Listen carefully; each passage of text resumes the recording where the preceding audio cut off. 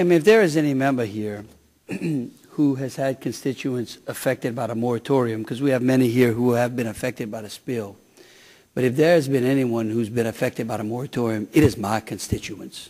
It is the constituents that I serve. And you hear a lot about, well, there were no layoffs and there are a lot more rigs in the Gulf. The reason that there were not as many layoffs as you would think is because people down in South Louisiana, they're not lazy. They don't want the government for anything but to get off their back. And so when you kill their jobs in the Gulf of Mexico, they have to leave their families and they have to travel to Africa, to the North Sea, to Montana, because they know one thing is that the country they grew up in, it's God, family, and work. Okay? So they don't sit there waiting for the government to give them a check or to feel sorry for them. They go to work and they leave. But it's sad when they have to go to Africa instead of work in the Gulf of Mexico. And I don't understand, are you an investigative branch, or are you a policy-making branch? We are an audit and investigative branch. Okay, because if I close my eyes, when I listen to you answer the questions from members of the other side, I could swear you petitioning to become the secretary.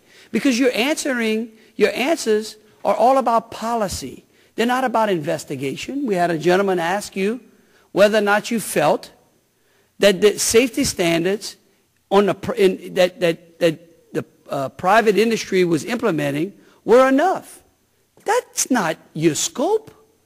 Your scope is whether or not, and then just now you answered and talked about how proud you were of the work that was done from moving from MMS to BOM to Bessie. That's not your job either. And so unfortunately, I believe that your testimony today has impeached you, has impeached your character. Because earlier you said that sure that you're interested in the job of the Inspector General because you're an interim and you need the president to appoint you if you want to get to that job. Why simply did you not just say, you know what, I'm interested in taking this job, Mr. President. Maybe you should appoint someone in the interim while I go out and I lobby for that job. Then there would have been, I mean, I'm sure you're a bright lawyer. There would have been no question. This committee would not have to question your character or your actions. Why didn't you just say, step aside and say, look, I want to run for this job. I want to apply for this job, and let's appoint another interim who will have no bias as to whether or not they want the job. Now, why didn't you do that? When I was asked to become acting Inspector General, Earl Devaney, the Inspector General at the time, asked me to take over his role when he went to the Recovery and Oversight Board. At the time, I wasn't thinking about becoming the IG. I didn't know what was going to happen with Mr. Devaney's appointment to the Recovery Act Board, and it was the natural progression. It was a natural progression. Well, but there comes a point in time as a lawyer, you know that well, and there becomes a question of conflict of interest. Now, let me ask you a question. If someone inside the executive, inside a department, intentionally causes irreparable harm to an industry, is there a criminal statute that you can use to go after that person? If they intentionally cause harm on an industry, do you know of a criminal statute that they could use, that we could use to go after them?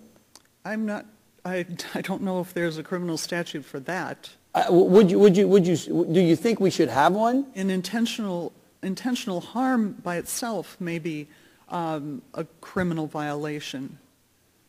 Well, I see an email. There's an email here that from the case manager which says, and I read, Salzar's statement that our ROI concludes it was a mistake and unintentional is a clear attempt to spin our report. I truly believe the editing was intentional.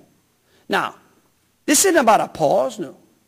Because the American Academy of Science, they said, look, a 30-day pause certainly would have been sufficient.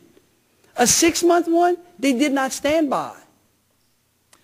So would you say that anyone who intentionally altered the document caused irreparable harm to an industry? Well, let me just be clear that that was the case agent's opinion. The evidence did not support that opinion. But that's why we're here today, because no one will give us the rest of the evidence. I understand that.